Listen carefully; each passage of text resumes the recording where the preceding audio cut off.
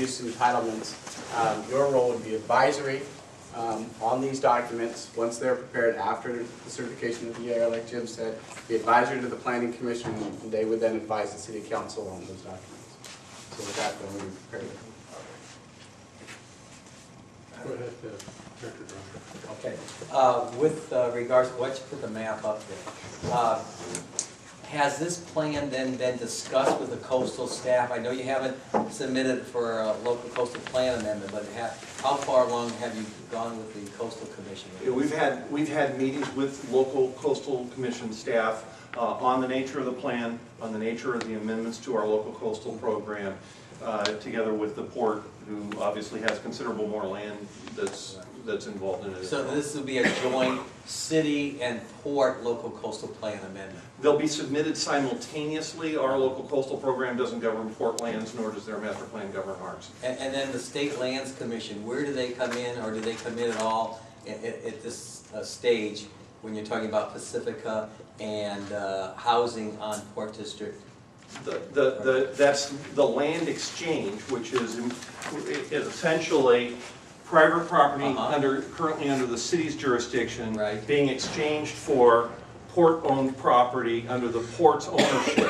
And so the State Lands Commission is the one that actually crosses those deeds. Okay, and so has that all been discussed with the State Lands Commission? There was a workshop maybe a year and a half or 2 years ago at which some of the general parameters of that, but there hasn't been any actual application material submitted to them. That would be the port's transactions, Port and Pacifica, that are involved in that transaction, so we really don't have a... I was just trying to see what kind of roadblocks there may be at the, not at the local level here, but at the state levels, because I know the local level, I guess we'll get into that too, about how their input and so forth.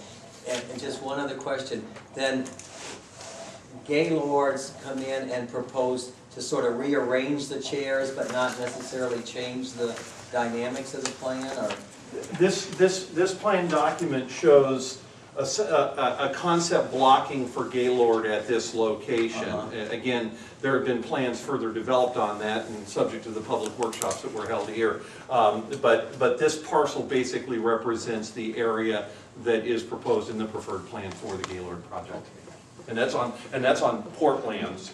So that's a lease that wouldn't. It's a lease transaction with the port. It's not a coastal development permit that this agency would issue. And then just one final question then.